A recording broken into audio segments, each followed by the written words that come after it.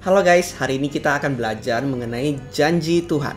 Dan secara khusus kali ini kita akan bahas bahayanya apa jika kita asal comot janji Tuhan untuk hidupnya kita. Tetapi yang aslinya itu bukan untuk kita. Teman-teman sadar atau tidak, tetapi praktek ini banyak sekali dipakai di gereja Tuhan di zaman sekarang. Aku yakin mereka itu bukan sengaja asal comot, enggak. Tetapi banyak yang melakukan itu, aku percaya, karena tidak tahu kalau ini kita nggak bisa ambil untuk kita. Mungkin mereka itu kasih argumen, kan firman Tuhan itu kan hidup, pedang bermata dua kan katanya. Jadi bisa berbicara untuk kita di zaman sekarang. Loh, itu bener. Firman Tuhan itu hidup dan pedang bermata dua. Tapi bukan berarti kita ini bisa dengan sembarangan.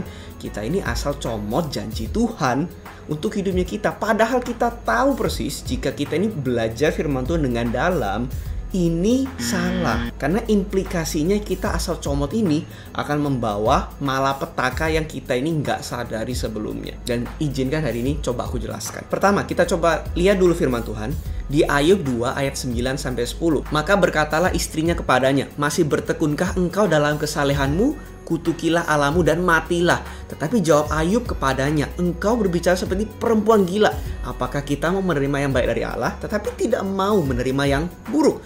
Dalam kesemuanya itu, Ayub tidak berbuat dosa dengan bibirnya. Kalau teman-teman pernah baca Ayub, ini konteksnya setelah Ayub ditimpa berbagai macam kemalangan, istrinya Ayub datang dan ngomong seperti ini. Dan Ayub itu berkata di ayat 10, masa kita ini nggak mau menerima apa yang buruk, kita cuma mau terima yang baik saja dari Tuhan. Dan di sini firman Tuhan mengatakan Ayub gak berbuat dosa. Minimal perkataannya Ayub ini di mata Tuhan itu tidak salah. To be fair, ini memang tidak ngomong spesifik tentang janji Tuhan yang asal boleh dicomot begitu saja. Memang bukan. Tetapi yang aku ingin tekankan di sini dulu itu apa? Itu spiritnya, sikap hatinya. Jadi sikap hatinya Ayub di sini itu menggambarkan sikap hati yang Tuhan, kau mau kasih aku apapun aku terima. Mau baikkah atau buruk ke aku kah? Tuhan, aku terima. Dan di mata Tuhan ini tidak salah. Kan ini menggambarkan pribadi yang berserah sama Tuhan, percaya sama Tuhannya. Which is bagus. Lagi pula firman Tuhan itu mengatakan di 2 Timotius, kalau segala tulisan yang diilhamkan Allah itu berguna untuk mengajar, mendidik kita dalam kebenaran dan segala macam. Jadi Alkitabnya kita ini itu sangat berguna untuk kita. Jadi makanya aku bilang kan benar di depan, firman itu pedang bermata dua. Firman itu hidup, bisa berbicara di hidup kita di zaman sekarang. Karena firman itu berguna untuk hidupnya kita menurut 2 Timotius ini. Nah, tetapi di sini masalahnya. Masalahnya di sini itu apa? Teman-teman tidak akan menemukan satupun ayat firman Tuhan yang mengatakan kalau kita asal comot ayat firman Tuhan, kita aplikasikan di hidup kita. Dalam konteks ini adalah janji Tuhan, bukan untuk kita nih sebenarnya, tapi kita aplikasikan aja sembarangan untuk hidupnya kita. Tidak ada yang mengatakan kalau jika kita lakukan itu, maka tidak ada konsekuensi yang terjadi. Tidak ada. Malahan ada ayat yang seakan-akan itu berbicara sebaliknya. Kalau kita ini asal make firman Tuhan, akan ada konsekuensinya. Teman-teman cek sendiri di Galatia 5 ayat 4. Itu memang nggak ngomong soal janji Tuhan secara spesifik, tetapi ini ada hubungannya dengan contoh yang kita bahas nanti. Pegang ayat itu dulu, Galatia 5 ayat 4. Berikutnya, kita akan bahas bahayanya itu apa. Kita asal comot janji Tuhan untuk hidupnya kita, padahal itu bukan untuk kita. Izinkan aku cuma kasih satu saja bahaya yang cukup besar. Kita akan mengalami konsekuensi dari Tuhan tanpa kita ini sadari. Kita ini bahkan nggak sadar implikasinya dari janji Tuhan yang kita ambil ini apa. Aku ambil contoh perpuluhan. Aku nggak akan bahas detail perpuluhan di sini. Ini cuma contoh saja. Kan banyak tuh gereja-gereja yang pakai Maleakhi 3 perjanjian lama. Dan itu konteksnya di bangsa Israel dalam konteks yang sangat spesifik di zaman itu. Tapi banyak gereja kan pakai itu untuk mengatakan, hei, kita ini harus perpuluhan loh. Lihatan firman Tuhan mengatakan demikian. Kan di Maleakhi 3 itu juga dibilang kalau kita disuruh ujilah Tuhan, kalau Tuhan akan buka tingkap-tingkap langit dan segala macam.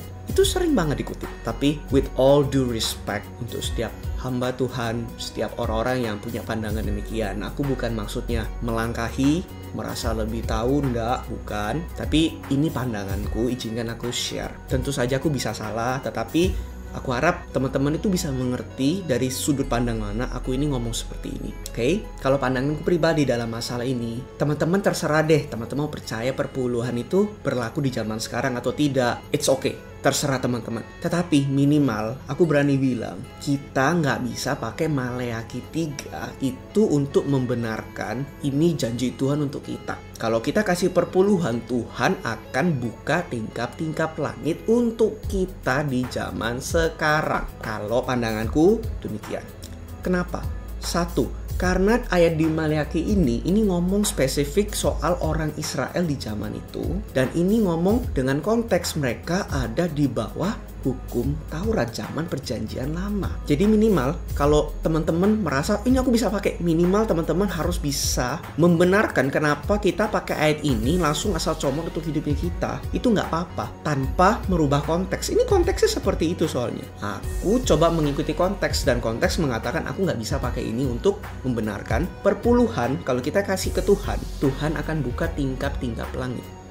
Nggak bisa. Yang kedua, di Yakobus 2 ayat 10 itu ngomong kalau misalnya kita itu gagal melakukan satu saja hukum Taurat, kita ini gagal melakukan seluruh hukum Taurat. Dan ayat yang kita baca ini di Maleakhi 3 itu beneran konteksnya sangat erat sekali dengan hukum Taurat. Makanya kalau pandanganku pribadi, kita bukan nggak bisa pakai ayat ini sama sekali. Bisa. Tapi cara pakainya itu berbeda. Kita itu bisa mempelajari sesuatu dari janji Tuhan ini. Tetapi kalau main asal comot kita pakai untuk diri kita, sabar dulu. Kita mesti lebih berhati-hati. Karena tidak semua itu bisa kita asal comot begitu saja. Karena implikasinya itu begitu berat.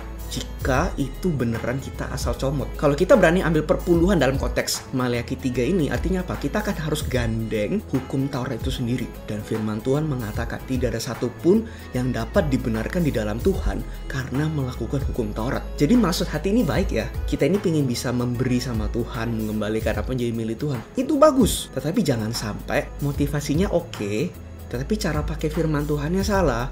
Implikasinya itu sangat berat. Hati-hati guys. Minimal kalau teman-teman pingin bilang perpuluhan itu masih perlu dilakukan di zaman sekarang, aku sarankan deh teman-teman cari ayat lain yang tidak seperti ini. Kita mesti bijak-bijak jadi anak Tuhan, pakai firman Tuhan itu dengan tepat. Jadi itu bahayanya. Kita nggak bisa asal comot janji Tuhan ini. Kasih perpuluhan, Tuhan akan berkati, buka tingkap-tingkap langit. Tapi kita lupa implikasinya. Kita akan harus gandeng seluruh hukum Taurat itu. Kita mesti merayakan hari Sabat dan setiap detil-detil dari hukum Taurat itu kita harus lakukan.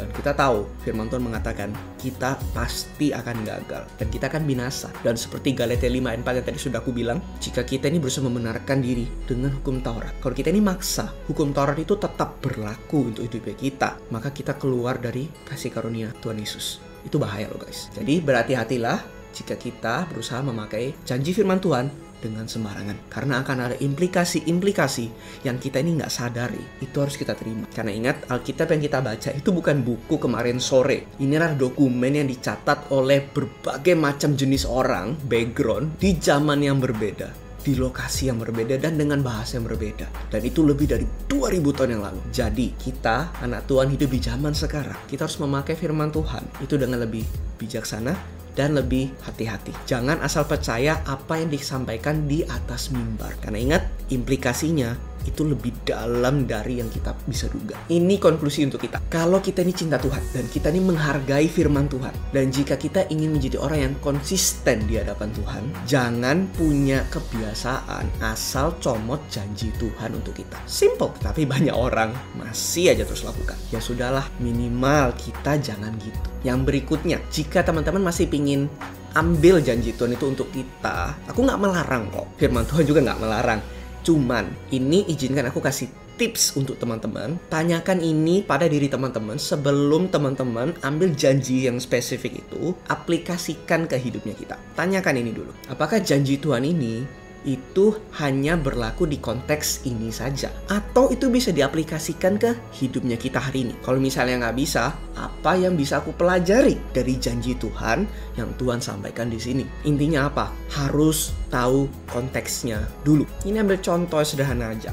Janji Tuhan pada Abraham kalau dia akan menjadi bapak banyak bangsa. Kalau aku berani bilang, ini janji khusus untuk Abraham saja. Tidak ada indikasi soalnya dalam firman Tuhan itu kalau ini akan dilakukan Tuhan untuk setiap orang, atau minimal untuk orang lain. Nggak ada. Minimal aku nggak kelihatan indikasinya itu di mana. Jadi ini untuk Abraham saja. Jadi karena ini nggak bisa kita asal comot kita pakaikan hidup kita. Oke, artinya apa? Artinya aku bisa mempelajari sesuatu dari ini. Apa pelajarannya? Tuhan itu setia dengan janjinya pada Abraham dan beneran digenapi. Buktinya apa? Kita itu dicangkokkan masuk ke keluarganya Abraham. Makanya kita itu bisa menerima janjinya Abraham juga. Baca deh di firman itu ada kok. Jadi kurang lebih ini yang bisa aku sampaikan sebagai tips jika kita ini menemui janji Tuhan, khususnya di perjanjian lama. Dan tentu juga ini berlaku di perjanjian baru. Karena ada beberapa konteks di ayat perjanjian baru itu bukan untuk kita. Itu khusus untuk orang itu di zaman itu, di keadaan seperti itu. Itu ada. Jadi jangan lupa sebelum teman-teman asal comot, tanyakan pertanyaan ini dulu. Biar kita ini jadi anak Tuhan yang bijaksana, berhati-hati, dan tepat cara kita memakai firman Tuhan dan mengaplikasikan janji Tuhan di hidup kita. Aku harap kita belajar sesuatu dan sampai jumpa di video berikutnya.